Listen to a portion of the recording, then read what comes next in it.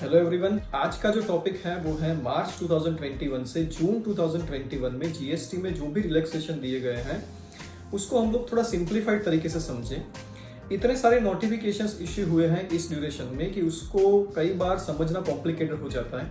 तो कोशिश ये है इस वीडियो में कि हम लोग इसको थोड़ा आसान तरीके से समझें। जो भी रिलैक्सेशंस दिए गए हैं, जो भी एक्सटेंशंस दिए गए हैं, उसको मैं 5 पार्ट्स में डिवाइड करता हूँ।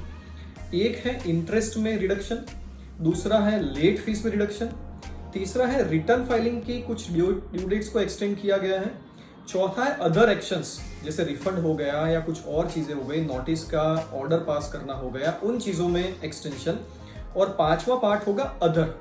ये जो अदर है वो बहुत ही ज्यादा इंपॉर्टेंट होगा हमारे लिए।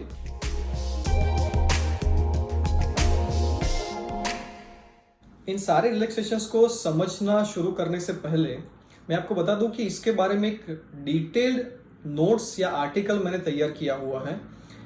अगर आप में से किसी को भी उसको पढ़ने में इंटरेस्ट है तो आप कमेंट बॉक्स में रिक्वेस्ट डाल सकते हैं अपने मेल आईडी के साथ। तो मैं आपको वो आर्टिकल जो है, वो राइटअप जो है, जिसमें पूरा डिटेलिंग है मार्च 2021 से लेके जून 2021 तक जितने भी अमेंडमेंट्स आए हैं, जितने भी रिलैक्सेशंस दिए गए हैं, उसके बारे में वो मैं आपको मेल के थ्रू सेंड कर दूंगा।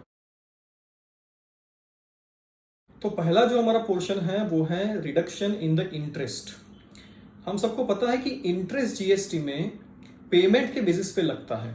मतलब कि अगर हमने पेमेंट लेट किया तो इंटरेस्ट लगने वाला है सेक्शन 50 सबसेक्शन 1 के अंडर में। ये जो इंटरेस्ट है वो नॉर्मली कितना रहता है, तो वो 18% का इंटरेस्ट का रेट रहता है। एक नोटिफिकेशन जो इश्यू हुआ वो हुआ 1 मई को, जो था 8/2021। दूसरा नोटिफिकेशन इश्यू हुआ 1 जून 2021 को, जो था 18/2021, जिसमें मार्च, अप्रैल और मई, इन 3 महीनों में अगर आपने पेमेंट लेट किया है तो उसमें इंटरेस्ट का जो रिडक्शन होगा उसकी बात की गई है। इसमें टर्नओवर के बेसिस पे टैक्स पेयर्स को डिफरेंट कैटेगरीज में डिवाइड किया गया है। पहली कैटेगरी है कि जिनका aggregate turnover in a financial year 5 crore रुपए से ज्यादा है, तो उनके लिए रिलैक्सेशन इतना है कि अगर 15 दिन तक आपने पेमेंट लेट किया, फाइल ड्यू डेट के बाद 15 दिन तक, तो 9% का रेट ऑफ इंटरेस्ट रहेगा, और उसके बाद में जो नॉर्मल रेट ऑफ इंटरेस्ट है दैट विल बी एप्लीकेबल। अगर एग्रीगेट टर्नओवर 5 करोड़ रुपए तक है, मतलब 5 करोड़ रुपए से बढ़ता नहीं है, तो पहले 15 दिन तक नो इंटरेस्ट, उसके बाद नेक्स्ट 15 दिन तक 9%, और उसके बाद जो नॉर्मल रेट ऑफ इंटरेस्ट है दैट विल बी एप्लीकेबल। तो इस तरीके से इंटरेस्ट पेमेंट में रिलैक्सेशन दिया गया है। अब नेक्स्ट बात करते हैं लेट फीस में जो रिडक्शन या तो फिर वेवर दिया गया है, उसके बारे में हम लोग बात करते हैं।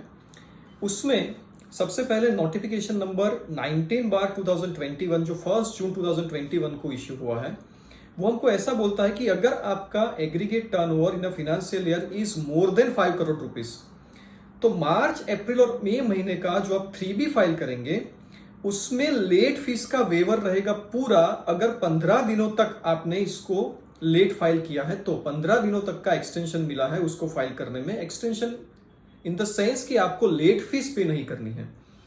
दूसरा है, अगर आपका टर्नओवर 5 करोड़ रुपए तक है और आप मंथली फाइल कर रहे हैं, तो सिचुएशन में मार्च का 3B फाइल करने के लिए 60 डेज का एक्सटेंशन, अप्रैल का 3B फाइल करने के लिए 45 डेज का एक्सटेंशन, और मई का फाइल करने के लिए आपको 30 डेज का एक्सटेंशन मिल रहा है। इसका मतलब यह है कि इतना अगर आपने लेट फाइल किया तो कोई भी लेट फीस वहां पर नहीं लगेगी।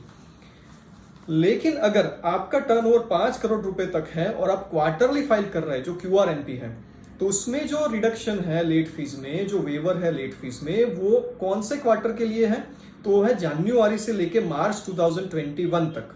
इसमें 60 डेज तक अगर आप लेट फाइल करेंगे तो भी कोई लेट फीस लगने वाली नहीं है। अब जो दूसरी बात करते हैं हम लोग, वो 43rd जीएसटी काउंसिल मीटिंग में जो MNST स्कीम का रिकमेंडेशन दिया गया और 1 जून 2021 को, जिसके बारे में एक नोटिफिकेशन इश्यू हुआ about the late filing of GSTR 3B from July 2017 से अप्रैल 2021 तक। इसमें ऐसा बोला गया है कि अगर किसी टैक्स पीरियड में आपकी टैक्स लायबिलिटी नील है, 0 है, तो पर रिटर्न पर टैक्स पीरियड आपकी जो लेट फीस है वो रहेगी 500 रुपीज, और अगर नील नहीं है तो उस सिचुएशन में ये 500 रुपीज जो है वो हो जाएगा 1000 रुपीज। लेकिन ये बेनिफिट आपको तभी मिलेगा जब आप जून 2021 से अगस्त 2021 के बीच में ये जितने भी आपके अप्रैल 2021 तक के पेंडिंग रिटर्न्स है 3B वो फाइल कर दोगे तो ही। इंटरेस्टिंग बात यहां पर यह है कि एमएनएसटी स्कीम में सिर्फ जीएसटीआर 3B के लेट फीस के रिडक्शन की बात की गई है। 43rd जीएसटी काउंसिल मीटिंग में एक और रिकमेंडेशन दिया गया था कि सेक्शन 47 की जो लेट फीस है उसको थोड़ा रैशनलाइज किया जाए। इसके बारे में भी नोटिफिकेशन 1 जून को इश्यू हो चुका है, जो हमको ऐसा बोल रहा है कि अगर जून 2021 ऑनवर्ड्स आपकी जीएसटी लायबिलिटी नील है तो maximum late fee payable for not filing your GSTR 3B will be ₹500। दूसरा, अगर आपका लायबिलिटी नील नहीं है, मतलब नील से ज्यादा है, जीरो से ज्यादा है अगर आपकी tax liability, in that situation turnover के बेसिस पे टैक्स पेयर्स को डिवाइड किया गया है। यहां पर कैटेगरी ऐसी है कि 1.5 करोड़ तक का टर्नओवर है तो ₹2000, 1.5 करोड़ से 5 करोड़ का टर्नओवर है तो ₹5000, और अगर 5 करोड़ से ज्यादा टर्नओवर है तो नॉर्मल लेट फीस जो है 10,000 वो एप्लीकेबल होगी। Same is applicable for filing GSTR 1 also. तो जीएसटीआर 1 और जीएसटीआर 3B जो हम फाइल करने वाले हैं जून ऑनवर्ड्स, उसमें सेक्शन 47 की जो लेट फीस है उसको रिड्यूस कर दिया गया है। जीएसटीआर 1 और जीएसटीआर 3B की लेट फीस के रिडक्शन के साथ साथ जीएसटीआर 4 की लेट फीस में भी रिडक्शन किया गया है फ्रॉम जून 2021 ऑनवर्ड्स। जीएसटीआर 4 जो होता है वो कंपोजिशन टैक्स पेयर्स को फाइल करना होता है। इसमें ऐसा बोला गया है कि अगर आपकी लायबिलिटी नील है तो ₹500 will be the maximum late fee, और अगर नील नहीं है तो जो लेट फीस होगी वो होगी ₹2000। इसी तरीके से जीएसटीआर 7 में भी रिडक्शन किया गया है फ्रॉम जून 2021 ऑनवर्ड्स, जिसमें बोला गया है कि maximum late fee payable will be ₹2000, और पर डे जो उसमें कंटिन्यूअस लेट फीस लगती है वो होगी ₹50, मैक्सिमम ₹50 पर डे। अब बात करते हैं जो तीसरा टॉपिक है, जो है रिटर्न फाइलिंग की ड्यू डेट्स को जो एक्सटेंड किया गया है वो। एक चीज समझ लें हम लोग कि रिटर्न फाइलिंग की ड्यू डेट को एक्सटेंड करना और लेट फीस को वेव करना दोनों में डिफरेंस है। अगर जीएसटी रिटर्न फाइलिंग की ड्यू डेट को एक्सटेंड नहीं किया गया है और सिर्फ लेट फीस वेव की गई है तो उसको हम लोग extension of the return filing नहीं बोल सकते। तो जो रिटर्न फाइलिंग में एक्सटेंशन हुआ है वो 3 जगह पर है।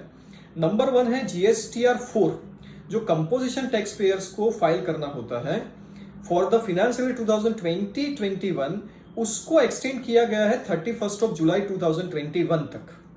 दूसरा आईटीसी 04 जो जॉब वर्क के केस में फाइल होता है वो जनवरी से मार्च के क्वार्टर के लिए फाइल करना है अब 30 जून 2021 तक। और तीसरा for the month of April and for the month of May GSTR 1 की फाइलिंग की ड्यू डेट्स को 15-15 दिन के लिए एक्सटेंड किया गया है। अब बात करते हैं जो फोर्थ टॉपिक है हमारा।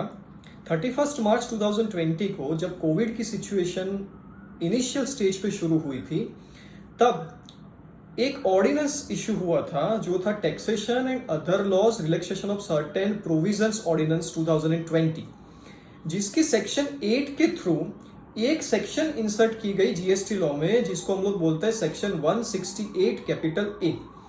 इस सेक्शन 168 कैपिटल ए के थ्रू जीएसटी काउंसिल के रिकमेंडेशन से सेंट्रल गवर्नमेंट को ऐसे पावर्स दिए गए कि जहां जहां पर टाइम लिमिट्स दी गई है किसी भी एक्शन को कंप्लीट करने की, इन टाइम लिमिट्स को वो एक्सटेंड कर सकते हैं because of force majeure. Force majeure क्या होता है?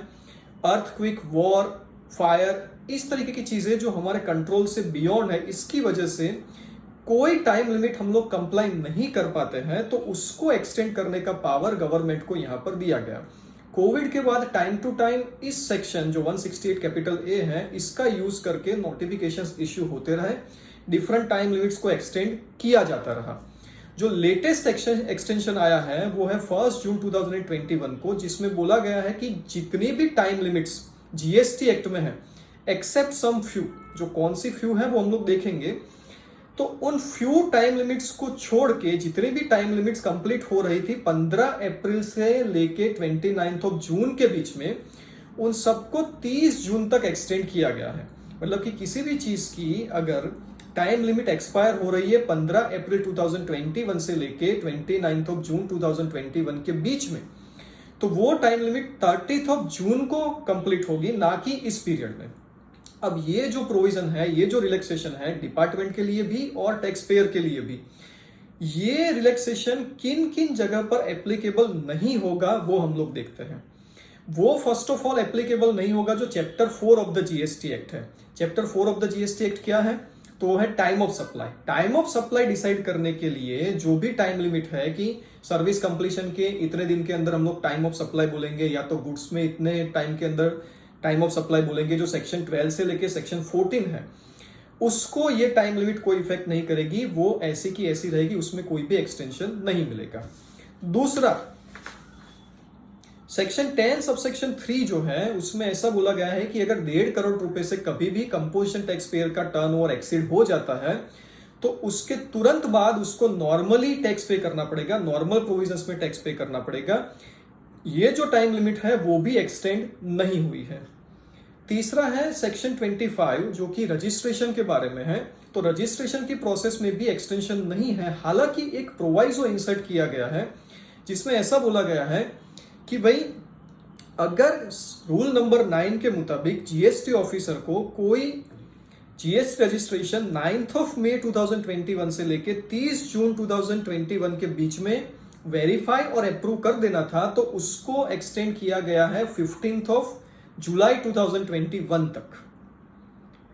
कैजुअल टैक्सेबल पर्सन और नॉन रेजिडेंट टैक्सेबल पर्सन के रजिस्ट्रेशन में कोई एक्सटेंशन नहीं है।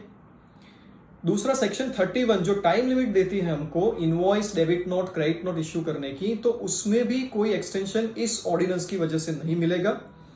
तीसरा है कि जीएसटीआर 1 और जीएसटीआर 3B के फाइलिंग में लेट फीस के बारे में, इंटरेस्ट के बारे में इस नोटिफिकेशन के थ्रू कोई एक्सटेंशन नहीं मिलेगा, क्योंकि उसके लिए अलग से नोटिफिकेशंस आए हैं जो हम लोगों ने ऑलरेडी देख लिए हैं। उसके बाद में है जो power to arrest section 69, liability of partners to pay tax जो है सेक्शन 90, और पेनल्टी फॉर सर्टेन ऑफेंसेस जो है सेक्शन 122। फिर है सेक्शन 129 जो डिटेंशन ऑफ व्हीकल्स और इसके बारे में बात करता है। इसकी जितनी भी टाइम लिमिट्स है उसको ये नोटिफिकेशन इफेक्ट नहीं करेगा, उसमें कोई भी एक्सटेंशन नहीं आएगा। और लास्ट में ई-वे बिल इश्यू करने की जो टाइम लिमिट है उसमें भी इस नोटिफिकेशन की वजह से कोई भी एक्सटेंशन नहीं मिलेगा। तो ये जो नोटिफिकेशन है उसमें हम लोगों ने जितने एक्सेप्शंस देखे उसके अलावा जितनी भी टाइम लिमिट्स है वो सारी की सारी एक्सटेंड हो जाएगी up to 30th of June 2021। जो भी टाइम लिमिट 15 अप्रैल से 29th ऑफ जून 2021 के बीच में एक्सपायर हो रही थी वो सारी। अब लास्ट में बात करते हैं कुछ अदर रिलैक्सेशंस जो हैं जो अब तक दिए गए हैं उनकी। मार्च 2020 में एक नोटिफिकेशन आया था कि अगर किसी रजिस्टर्ड पर्सन का टर्नओवर 500 करोड़ रुपए से ज्यादा है इन अ फाइनेंशियल ईयर, और वो जो B2C इनवॉइसेस इशू करता है, मतलब कि जो अनरजिस्टर्ड पर्संस को वो इनवॉइसेस इशू करता है, तो उसमें QR code, dynamic QR code का होना कंपलसरी है। इसके बाद में इस टाइम लिमिट को रिलैक्स किया गया। उन्होंने बोला कि 31 मार्च 2021 तक आप अगर ये प्रोविजन फॉलो नहीं करते हैं तो भी हम लोग उसके ऊपर कोई पेनल्टी नहीं लगाएंगे। इस 31 मार्च 2021 को फर्दर एक्सटेंड किया गया है 30 जून 2021 तक। मतलब कि अगर आपका टर्नओवर 500 करोड़ से ज्यादा है और B2C इनवॉइस आप इशू कर रहे हैं, उसमें QR कोड नहीं है, तो भी up to 30th of June 2021 कोई पेनल्टी लगने वाली नहीं है। एक और रिलैक्सेशन दिया गया है in the application of rule number 36 सब रूल नंबर 4। ये 36(4) नंबर का रूल हमको ऐसा बोलता है कि जितनी अमाउंट के इनवॉइसेस आपके सप्लायर ने फर्निश किए हैं ऑन द पोर्टल, उसमें मैक्सिमम 5% का रेट आपको अप्लाई करके उतना ही मैक्सिमम आप इनपुट टैक्स क्रेडिट ले सकते हैं for the invoices which are not uploaded by the suppliers. तो जो इनवॉइसेस अपलोड नहीं हुए हैं उसमें जो मैक्सिमम लिमिट है वो है 5% ऑफ द इनवॉइसेस अपलोडेड। ये नॉर्मली हर मंथ टू मंथ हमको अप्लाई करना होता है, ये जो रेशियो है 5% का। वो रिलैक्सेशन यहाँ पर ऐसा दिया गया है कि for the month of April, May and June, individually April के लिए अलग, मई के लिए अलग, जून के लिए अलग इसको अप्लाई करने की बजाय क्यूमुलेटिवली तीनों महीने के लिए आप इसको अप्लाई कर सकते हैं। इसका मतलब ये हुआ कि अप्रैल का अगर कोई इनवॉइस मई में अपलोड कर दिया गया है तो भी ये कैलकुलेशन में हमारे फिट बैठ जाएगा। तो इतना रिलैक्सेशन हमारे लिए है। हालांकि रूल नंबर 36(4) की लीगल वैलिडिटी के बारे में ही हम लोगों ने एक वीडियो डाला था जो कि बता रहा है कि 36(4) इटसेल्फ इज क्वेश्चनेबल, पर अभी तो हम लोग सिर्फ डिस्कशन कर रहे हैं जो लेटेस्ट अमेंडमेंट्स है, चेंजेस है, रिलैक्सेशन है, उसके बारे में। तो 36(4) का जो एप्लीकेशन है वो क्यूमुलेटिवली हम लोग करेंगे फॉर अप्रैल, मई एंड जून 2021। इसके बाद में ऐसा होता है कि जो कंपनीज होती हैं उनको रिटर्न फाइल करने के लिए डिजिटल सिग्नेचर की जरूरत पड़ती है। कोविड में ये प्रॉब्लम था, तो उसके लिए 27 अप्रैल 2021 से 31 मार्च 2021 के बीच में कंपनीज भी इलेक्ट्रॉनिक वेरिफिकेशन कोड EVC के through verification of the returns कर सकती है। ये भी यहां पर बताया गया। एक बहुत ही लंबे समय से हम लोग जिसका इंतजार कर रहे थे, जिस अमेंडमेंट का इंतजार कर रहे थे, जो आया था फिनांस एक्ट 2021 से, कि इंटरेस्ट जो है वो लगेगा नेट लायबिलिटी के ऊपर, ग्रॉस लायबिलिटी के ऊपर नहीं। मतलब कि जो आप कैश लेजर से पेमेंट कर रहे हैं उसी के ऊपर इंटरेस्ट लगना चाहिए, जो क्रेडिट लेजर से हम लोग पे कर रहे हैं उसके ऊपर इंटरेस्ट नहीं लगेगा। उसका प्रोवाइजो इंसर्ट किया गया था थ्रू फिनांस एक्ट 2021, जो क्लॉज 119 था उसके थ्रू, जिसको अभी तक नोटिफाई नहीं किया गया था, उसको 1 जून 2021 को नोटिफाई कर दिया गया है। मैं आपको बता दूं कि ये जो रिलैक्सेशन है वो आपको तभी मिल सकता है जब सेक्शन 73 या 74 का कोई एक्शन इनिशिएट होने से पहले ही आपने सेक्शन 39 का रिटर्न फाइल कर दिया है, तो ही।